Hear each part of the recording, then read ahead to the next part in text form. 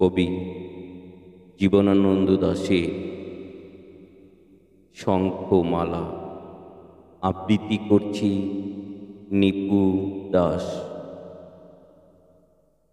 কান্তরের পথ ছেড়ে সন্ধ্যার আধারে সে কে এক নারী এসে ডাকিল আমারে, বলিল তোমারে চাই।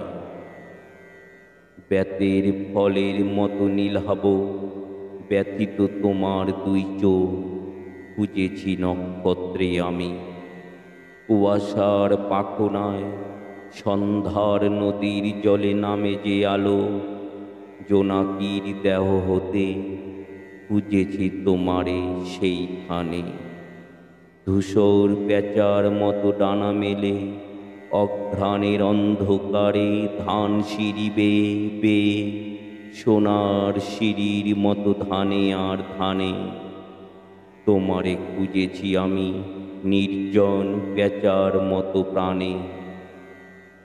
দেখিলাম দেহতার বিমর্ষ পাখির রঙে ভরা, সন্ধ্যার আধারে ভিজে শিরিষের ডালে সেই পাখি দেয় ধরা। বাঁকা চাঁদ থাকে যার মাথার ওপর, সিংহের মতন পাকা নীল চাঁদ শোনে যার স্বর। করির মতন সাদা মুখ তার, দুইখানা হাত তার হিম, চোখে তার হিজল কাঠের রক্তিম চিতা জ্বলে।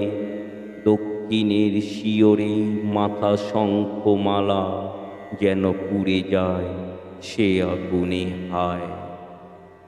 চোখে তার যেন শত শতাব্দীর নীল অন্ধকার, স্তন তার করুণ শঙ্খের মতো দুধে আর্দ্র কবেকার শঙ্খিনী মালা। এ পৃথিবী একবার পায় তারে, পায় না কোয়া।